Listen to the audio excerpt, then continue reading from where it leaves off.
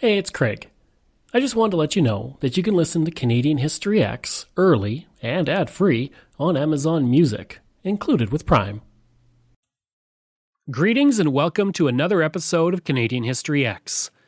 If you'd like to support the podcast, you can for as little as $3 a month. Just go to patreon.com/CanadaEHX. You can also donate to the podcast by going to CanadaEHX.com and clicking Donate. I'd also like to say thank you to Jennifer Allen who donated to the podcasts. I truly do appreciate it. Don't forget I have two other podcasts out there, Pucks and Cups and From John to Justin. Both of those podcasts are reaching the end of their run, but I have two new podcasts coming.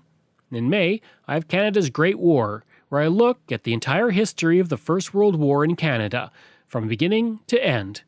And I also have Coast to Coast, which looks at the building of the Transcontinental Railway, and that will be coming in June. He was one of the most important Indigenous leaders of the last half of the 17th century, and it was through him that the first major treaty between Canadians and the Indigenous would be signed, the Great Peace of Montreal. His name was Kondiaronk, and while he was not as well known as other Indigenous leaders today, his role in our history cannot be understated. Born sometime around 1649, Kondiaronk was the chief of the Huron people, with their land being located between Lake Huron and Lake Michigan after an Iroquois attack around the time of Kondiaronk's birth pushed them into a new region. As Kondiaronk grew up, he became known as a brilliant speaker and an excellent strategist when it came to war.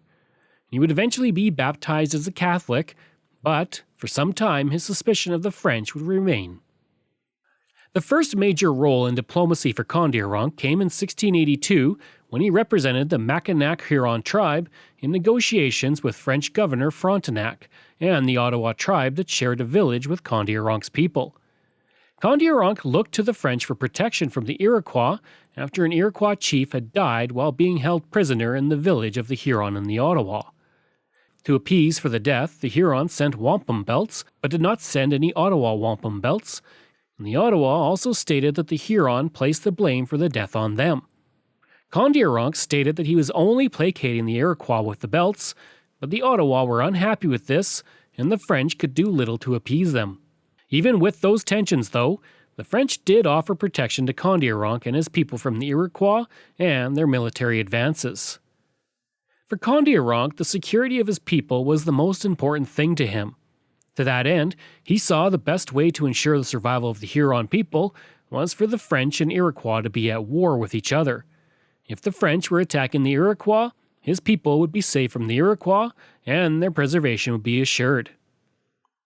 In 1687, Kondiaronk and the Hurons allied with the French and Governor Denonville on the condition that the French would continue to attack the Iroquois until they were defeated. 1 year later, Kondiaronk formed a war party and traveled to Fort Frontenac, located where Kingston is today. From there, he planned to raid Iroquois villages, but he soon found out that Denonville was trying to make peace with the Iroquois, even though he had told the Huron he would not. Kondiaronk chose to withdraw his party across Lake Ontario and wait for the Iroquois delegation to pass on their way to Montreal. When they did, Kondiaronk and his war party attacked. One chief was killed and the rest of the Iroquois were taken captive. When the Iroquois said that they were on a peaceful delegation, Kondiaronk stated that he was shocked and then angry at the betrayal of Denonville, making it seem like Denonville had orchestrated the attack without telling Kondiaronk about the peace. He would say, quote, "Go, my brothers, I release you and send you back to your people, despite the fact we are at war with you. It is the governor of the French who made me commit this act, which is so treacherous that I shall never forgive myself for it if your 5 nations do not take their righteous vengeance." End quote. He then presented the Iroquois with guns, powder, and balls, and the Iroquois said that if the Hurons wanted a separate peace with them, they could have it. Kondiaronk took 1 Iroquois captive as replacement for a Huron warrior killed in the attack.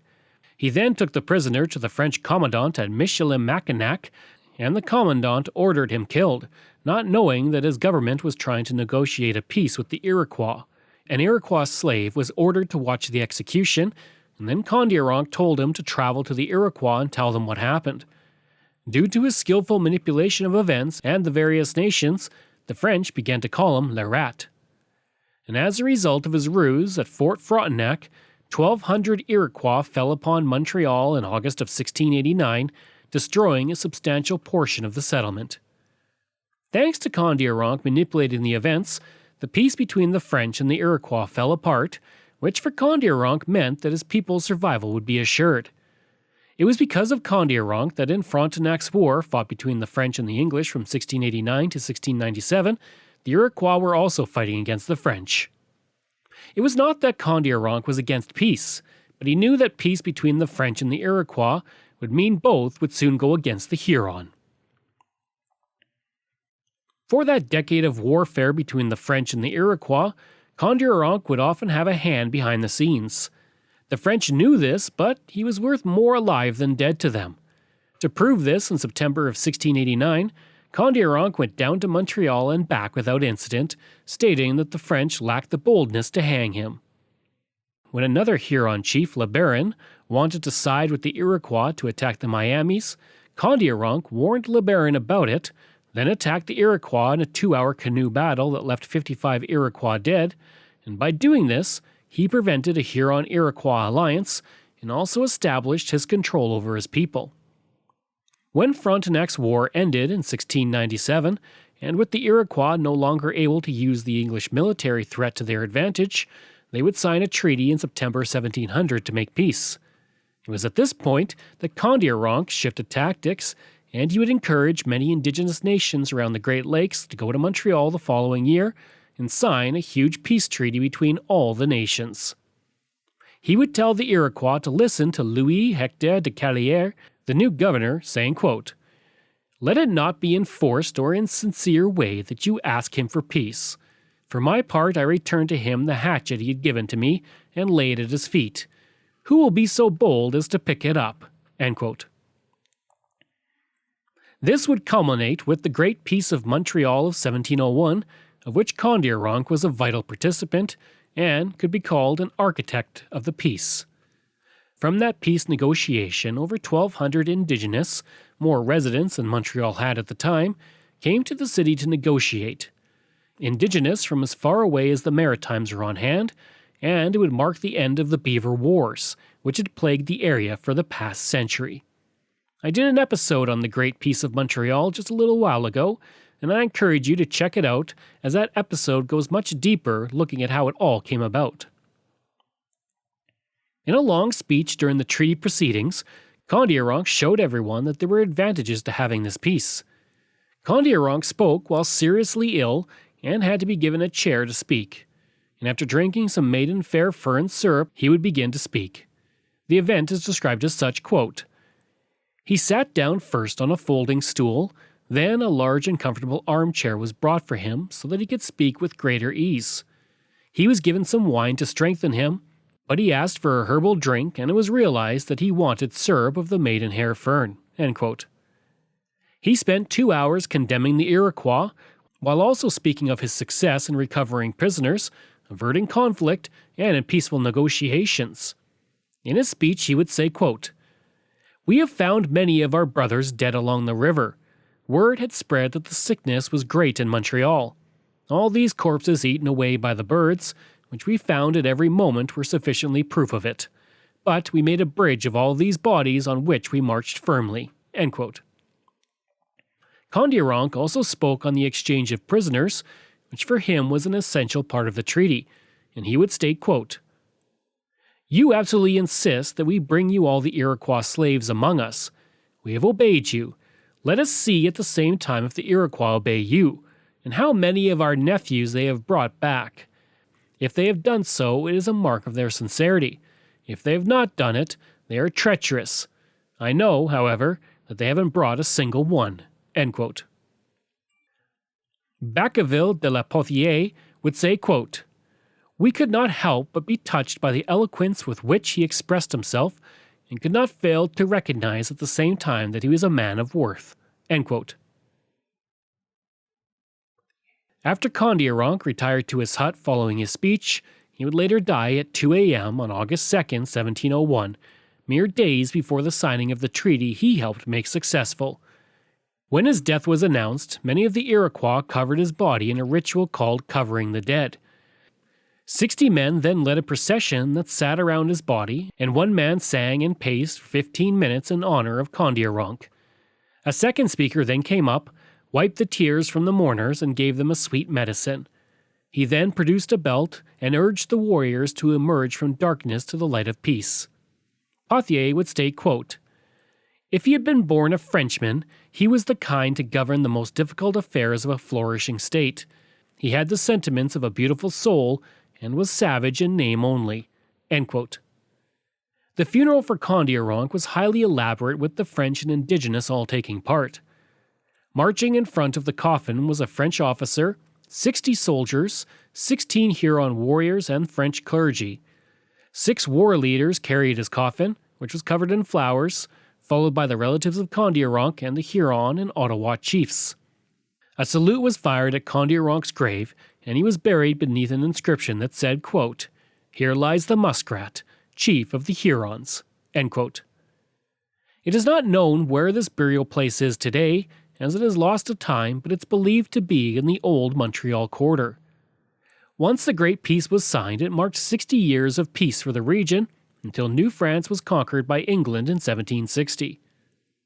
For the French, they would put Kondiaronk up as an example of what a chief could aspire to be, and they compared him to other French leaders. His figure would loom large for the next century with France, and when the Ottawa chief Penahual was speaking with General Montcalm in 1757, he was compared to Kondiaronk and, quote, "celebrated for his spirit, his wisdom." End quote. Today, the Kondiaronk Belvedere in Mount Royal Park in Montreal is named for him, and in 2001 he was named a Person of National Historic Significance. The plaque that honors Kondiaronk in Montreal states, quote, "Kondiaronk, Grand Chief of the Wyandot of the Michilimack, playing a determining role in the negotiations of the Great Peace due to both his influence with the other First Nation chiefs and the respect that he had among the French. His speech on August 2nd, 1701, was a decisive factor in sealing the peace." End quote. I hope you enjoyed that look at Kondiaronk, and if you did, please leave a rating and review. If you like, you can reach me through email at craig@canadaehx.com. You can also visit my website where you'll find hundreds of articles on Canada's history as well as all my podcast episodes. Just go to canadaehx.com. And don't forget, you can support the podcast through Patreon. There are multiple tiers to choose from, all with great benefits. You can support the podcast for as little as $3 a month, just like all of these wonderful patrons have, and I apologize if I mispronounce any names. Doug Campbell, Reg W., Deborah Carlson, Francis Helbling, Randall McCallum, Diane Wade, Lorianne Kirby, Gary Dolovich, Nick Zinri, Shannon Marshall, Clinton Martinez, Dimitri Chauve, Aaron O'Hara Myers, Robert Dunseith, Todd Casey, Catherine Roy, Luke S., J.P. Bear, Jason Hall, Phil Maynard, and Iris Gray. If you want, you can find me on Facebook. Just go to facebook.com/CanadianHistoryX. You can find me on Twitter. My handle is Craig Baird, CraigBeard. And you can find me on Instagram. Just go to Bairdo37. Information comes from Canadian Encyclopedia, Parks Canada, Wikipedia, Biography, Handbook of Indians of Canada, Radio Canada, CBC, and the Canadian Museum of History. Thanks. We'll see you again next time.